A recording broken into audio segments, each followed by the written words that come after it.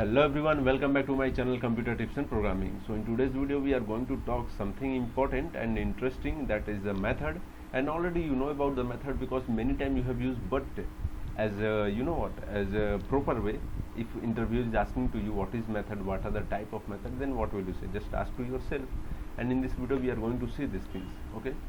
So basically in general a method is a way to perform some task. Yeah, obviously we are performing the task because we are passing some parameters in the instruction in the method. Okay, and the basis of this it's just performing the task. Okay, and it provides the reusability of the code. Yes, sure, whenever you pass some parameter in method and you can access that method again and again, so surely there is the reusability of the code, and we can also easily modify the code using the method. Okay, and there are the two type of methods, basically predefined and user defined. So what is the predefined method? We will know this one. Okay, so predefined in the sense we don't need to define. Okay, that is the predefined, and user defined means user need to define and declare the method.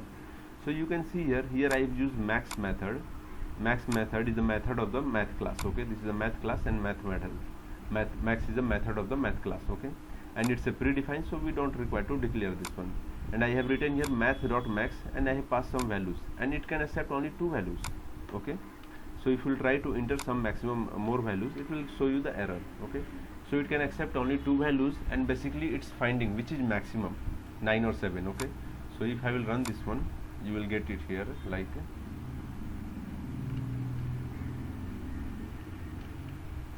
okay, if I will run this one, you will find here Java application, and it will give you the maximum number is 9. Okay, so this is the predefined, and by this way you can find which is the maximum. There are some more predefined method also, you can go through that one, but I just give the overview, one example of the predefined method.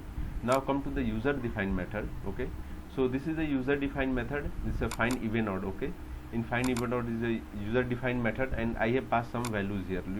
Not values, I have passed some parameter int num. Okay, we will define num value by the user will enter the num value. Okay, and I have written some condition here. If num is divided by 2 and remainder equal to 0, then it's even, otherwise it will be odd. Okay, for this one I have just given instruction, means user is going to enter the value, so I have used the scanner here. Okay, already you know the scanner.